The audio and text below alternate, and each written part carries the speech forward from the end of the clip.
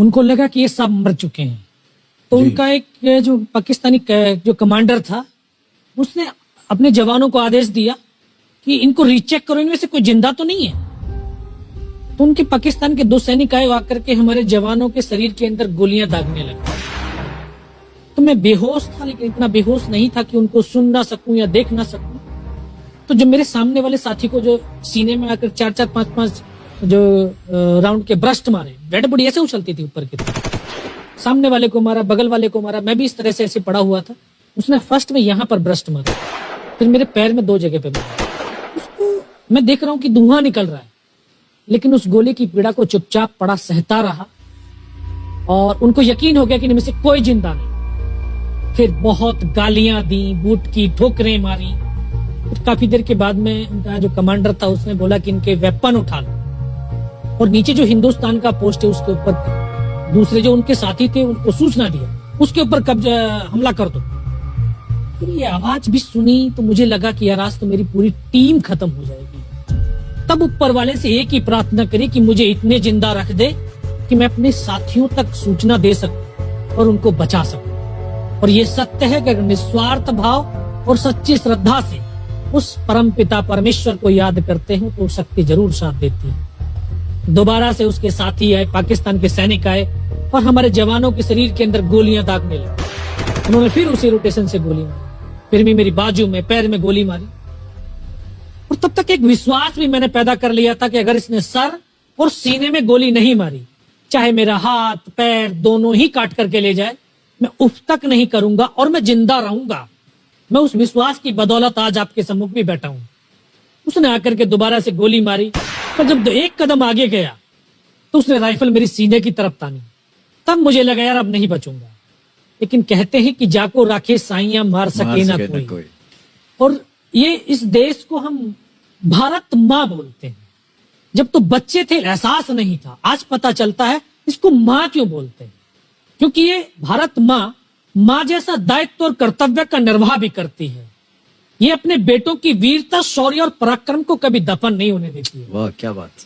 तो शायद इस माँ भारती ने मुझे चुना होगा कि उसके बेटों ने जो शौर्य, वीरता और पराक्रम दिखाया उसको दुनिया तक पहुंचा सकूं। जब उसने गोली चलाई तो यहाँ पर पर्स में 5-5 रुपए के कुछ सिक्के भी थे। जब गोली जाकर के सिक्कों पे टकराई तो मुझे भी आभास हुआ कि तो मर गया हूं। पाकिस्तान का दूसरा सैनिक आया, उसने आकर के मेरा AK-47 उठाया और वापस मुड़ा तो उसका पैर मेरे पैर से टकराया हो। तब मुझे लगा कि यार मैं तो जिंदा हूं। तब मेरे पास एक हैंड ग्रेनेड था, मैंने उसको पिन निकाली और उसको ऊपर ऐसे फेंका तो कोट के अंदर हुड लगे हुए, हुड के अंदर वो गिरा जी। मुझे तुरंत पीछे की तरफ मुड़ के देखा, पीछे तो कोई मूवमेंट था नहीं। तो जब तक वो ग्रेनेड को निकाल पाता ग्रेनेड फट गया, यहाँ से उसका पूरा सर उड़ा और वो हमारे ऊपर आकर के गिरा। जो पाकिस्तान के दूसरे सैनिक थे उनमें खलबली मची कि इनमें से कोई जिंदा है, कुछ बोले जिंदा नहीं, नीचे से रिइंफोर्समेंट आ गई है। तो उनमें खलबली मची। मेरा पास वही एक मौका था, मैंने दोनों हाथों से उसकी राइफल को उठाने की कोशिश करी, ये हाथ हिला नहीं। एक हाथ से राइफल उठाई, वहां से ब्रस्ट फायरिंग की है, 4-5 पाकिस्तानी सैनिकों को मौत की नींद सुला दी। फिर बाएं हाथ से पलटा खाया, दूसरे पत्थर से 3-4 जगह से फायरिंग किया। तो जो उनका मोमेंटम था, जो हौसले थे, परस्त हो चुके थे, वो भाग खड़े। 2-3 मीटर गया, जाके देखता हूँ सामने उनके लंगर चल रहे हैं, उनका लिविंग टेंट बना हुआ, उनके जो हैवी वेपन का डिप्लॉयमेंट था वो सब कुछ वहां पे लगा हुआ। उस समय जहन के अंदर एक ही पागलपन था, अपने साथियों को बचाना। फिर मैं वापस धीरे धीरे रेंगता हुआ अपने साथियों तक आया। फिर मुझे लगा कि इनमें से हो सकता है मेरी तरह कोई साथी होगा, जिंदा होगा। उनको देखा, किसी का सर फटा हुआ था, किसी के फेफड़े निकले हुए थे। बहुत देर बैठकर रोया भी, फिर अपने आप को संभाला। चारों तरफ बर्फ ही बर्फ, पहाड़ी पहाड़। ये भी पता नहीं कि हिंदुस्तान किधर है, पाकिस्तान किधर है। 2.5 साल की सर्विस, 19 साल की उम्र, न उम्र का तजुर्बा न सर्विस का अनुभव, जाऊं तो जाऊं कहां। तभी एक ऐसी शक्ति थी जो साथ दे रही थी। जब इसी शक्ति का आवाज हुआ, उसकी आवाज का आभास हुआ कि बेटा इस नाले से नीचे लुढ़क जा, मैं बहुत 500 मीटर लगभग नीचे रोल करता हुआ आया और अपने साथियों जो नहीं चढ़ पा रहे थे दुश्मन की भारी फायरिंग की वजह से, वहां तक पहुंचा। फिर उन्होंने मुझे पकड़ा, वो फर्स्ट एड दिया। फिर वहां से जो हमारे कमांडिंग ऑफिसर थे कर्नल कुशाचंद ठाकुर, फिर उनको सूचना दिया। तो ये लगभग 1:30-2 बजे का समय था। वहां से फिर कमांडिंग ऑफिसर तक मुझे ले जाया गया। फर्स्ट एड तो हुआ, लेकिन ब्लड इतना निकल चुका था कि दिखाई देना बिल्कुल बंद हो गया था। जब उनके पास पहुंचा तो उन्होंने बोला, बेटा मेरे को पहचानता मैं कौन हूं? बस अब आवाज सुनाई दे रही है। बोला, मैं तेरा commanding officer colonel Kushal Chand Thakur. मैं, जय हिंद साहब। बहुत तेज सर्दी लग रही है। तो उनका जो लिविंग टेंट था उसमें के अंदर लेटाया, 3-4 स्टॉप जलवाए, थोड़ी सी गर्मी महसूस हुई। मैं, साहब थोड़ा सा पानी पिला दो।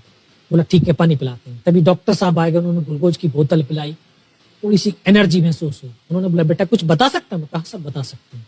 तो उनको बताया कि सर ऊपर ये घटनाक्रम हुआ है और ये वहां की इंफॉर्मेशन है।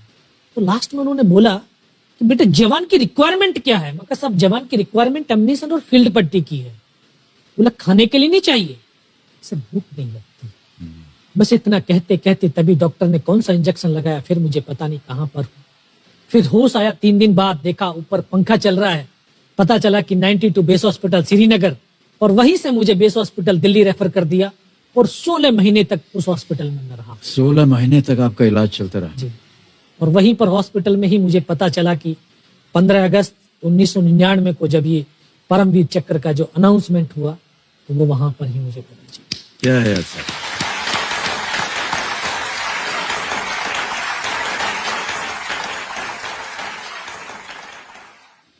सर हमको यकीन नहीं होता कि कोई भी इंसान जब ऐसी परिस्थितियों से गुजरता है तो उसका बयान कैसे कर सकता है, लेकिन ये आपने अपनी बहादुरी का एक परचम जो है वो फैला दिया है।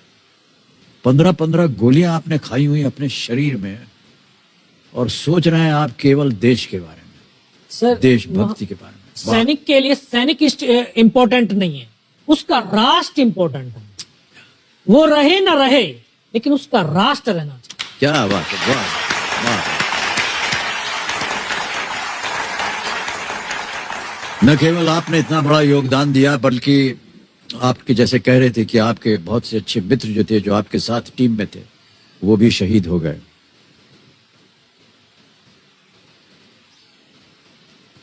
कठिन है सर बहुत इस चीज को दोहराना, इस चीज को आपके मुख से सुनना। अद्भुत है सर, अद्भुत है। बहुत बहुत शुभकामनाएं, बहुत बहुत शुभकामनाएं।